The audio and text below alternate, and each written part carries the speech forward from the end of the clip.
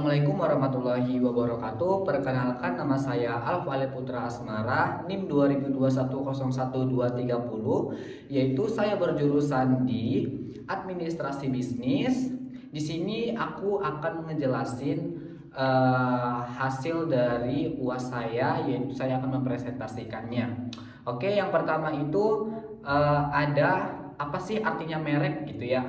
Merek adalah tanda yang berupa gambar, nama, kata, huruf-huruf, angka, susunan warna, atau kombinasi dari unsur-unsur tersebut yang memiliki daya pembeda dan digunakan dalam kegiatan berdagang barang atau jasa.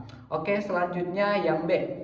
Apa sih merek yang cocok untuk khusus bahasa Inggris tersebut? Nah, di sini aku akan ngejelasin, yaitu merek yang akan saya gunakan itu adalah English is fun. Yang artinya itu, kenapa sih saya membuat itu gitu ya?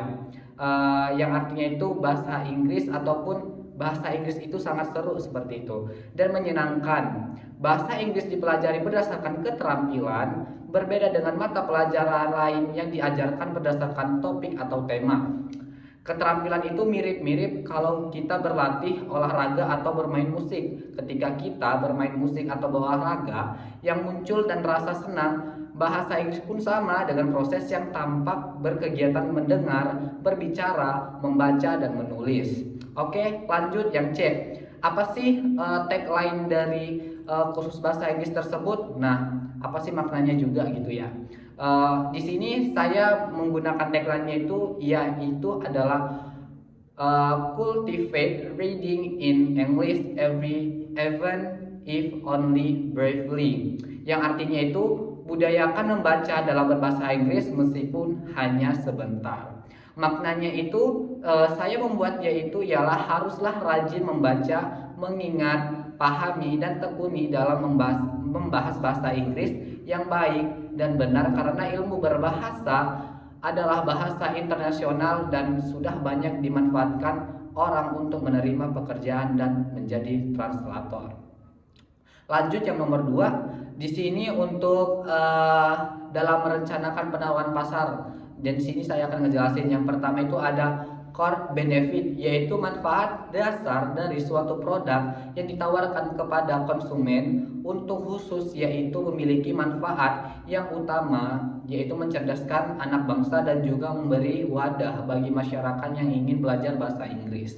Selanjutnya ada basic product. Basic product yaitu bentuk dasar dari suatu produk yang dapat dirasakan oleh panca indera. Untuk produk jasa kami akan dirasakan oleh orang yang mengikuti kursus saat dia melakukan wawancara, dipekerjakan, atau ujian di sekolahnya. Selanjutnya ini ada expanded product, yaitu serangkaian atribut-atribut produk dan kondisi-kondisi yang diharapkan oleh pembeli pada saat membeli suatu produk. Untuk khusus bahasa Inggris yang dirancang akan memberi lebih kepada yang mengikuti. Contohnya dengan memberikan sarana yang baik agar konsumen merasa puas. Selanjutnya yang terakhir ini ada argumented product, yaitu suatu yang membedakan antara produk yang ditawarkan oleh badan usaha dengan produk yang ditawarkan oleh pesaing. Dan ada lagi terakhir di sini ada potensial produk, yaitu semua argumentasi dan perubahan bentuk yang dialami oleh suatu produk di masa yang akan datang. Kami mengadakan persetujuan 1 tahun mahir berbahasa dengan menjamin semua murid bisa memahami dan menguasai bahasa Inggris. Ada selanjutnya nomor 3. Yang pertama itu ada apa sih maksud dengan jasa? Nah, di sini jasa berupa tindakan yang menghasilkan manfaat juga dapat ditawarkan oleh seorang, sedangkan usaha jasa adalah sebuah bisnis yang menjual atau menawarkan sebuah produk dalam bentuk pelayanan jasa. B. Karakteristik jasa itu ada 4. Jelaskan dan berikan contoh yang berbeda dengan modul. Oke, di sini ada tidak berwujud atau intangibility. Contohnya jasa titip seperti GoFood dan lain-lain.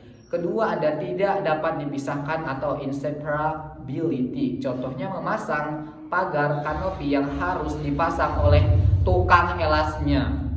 Selanjutnya ada keragaman atau variability. Keragaman dari mulai jasa ketik, jasa titip, jasa tuku, tukang cukur, fotokopi dan lain-lainnya. Dan terakhir di sini tidak tahan lama atau perishability. Contohnya permintaan jasa catering. Selanjutnya ada nomor 4. Diketahui biaya tetap 35 juta per tahun. Biaya variabelnya ada 2.500.000 per tahun. Target penjualnya per tahun adalah 100 peserta. Investasinya adalah 100 juta. Nah, dihitung harga pokok produksi atau HPP nya itu adalah 2.500.000 ditambah 3.500.000 per 100. Nah, jadi hasilnya ini ditotalkan jadi 2.500.000 ditambah 350. Nah, jadi hasilnya adalah 2.850.000 per tahun. Dihitung harga jual markup atau 25% dari penjual. Harga jual sama dengan 2.850.000 per 1 sampai 25%. Nah, di sini hasilnya itu 3.800.000 per tahun. Harga jual berdasarkan tingkat pengembalian 20% dari investasi. Hitung break even point atau BEP berdasarkan tingkat pengembaliannya. Terakhir ada di nomor 5, yaitu program promosi kursus bahasa Inggris. Nah, di sini ada potongan harga untuk anggota member. Dengan menggunakan promosi secara ini pasti akan membuat tertarik orang lain karena adanya potongan harga sebagai member. Jadi para konsumen itu bergabung dan berdaftar sebagai di kursus bahasa Inggris tersebut. Selanjutnya ada konsultasi gratis ataupun itu dibilang seperti konseling ataupun konsis. Nah, dengan bisa konsultasi secara gratis ini bisa dari chat lewat via WA, via online supaya untuk mempermudah para konsumen jadi ngepoint dulu tentang jasa kursus bahasa Inggris tersebut. Selanjutnya pakai dulu baru bayar. Di tempat kursus bahasa Inggris ini pakai dulu jasa kita dan rasakan baru bayarnya nanti. Dan biasanya setiap konsumen melakukan pembayaran itu 1 bulan sekali atau 2 minggu sekali, tidak mempersulit para konsumennya. Selanjutnya ini ada promosi melalui marketplace atau jasa. Menyediakan jasa ini bertemu dengan calon konsumen baru dan jasanya di lapak yang sudah disediakan oleh e-commerce dengan konsep marketplace. Nah, selanjutnya ada promosi dengan YouTube. Promosi dengan YouTube ini sebagai besar menggunakan internet, apalagi sekarang telah banyak muncul video vlog dari pengguna YouTube. Dengan cara mempromosikan jasa secara online dengan menggunakan YouTube ini sangat efektif yang bisa dilihat oleh siapapun. Nah, kita setiap melakukan penontonan video atau penontonan YouTube pasti adanya penjedaan iklan. Nah, seperti itu contohnya. Nah, selanjutnya ada menggunakan teknik SEO atau Search Engine Optimization. Merupakan langkah website di mesin ini pencarian Google supaya mudah ditemukan, apalagi sejenis dengan jasa kita dengan peran internet sebagai media promosi akan semakin optimal. Nah, di sini maksudnya itu kita melakukan kayak seperti kerjasama dengan contohnya Primagama dengan Genius dan juga GO dengan Primagama. Nah, itu menjadikan kolaborasi seperti itu, tapi secara online. Nah, seperti itu. Selanjutnya ada manfaat Facebook. Pada saat ini masih banyak orang yang menggunakan Facebook sebagai media promosi. Oleh karena biasanya dengan menggunakan Facebook ini bisa bergabung dan grup-grup dan komunitas tertentu. Dengan promosi Facebook juga dianggap metode paling mudah dan paling murah. Dan ini banyak dimengerti oleh para orang tua ataupun orang-orang anak ataupun anak zaman-zaman SMA ya. Karena di sini kita lihat bahwasanya orang-orang zaman di SMA ini masih menggunakan Facebook, Instagram yang mereka masuk di akal ataupun masih mereka mengerti seperti itu. Selanjutnya ada manfaat Instagram. Media sosial ini paling banyak digunakan oleh semua kalangan adalah Instagram karena memungkinkan pengguna dan mengunggah beberapa foto dan video bisa dilihat oleh pengguna Instagram lainnya. Nah, ini cocok banget untuk para pengguna Instagram karena di sini banyak promosi-promosi yang seperti bimbel ataupun beasiswa dan lainnya seperti untuk memberikan peluang untuk para konsumen tersebut.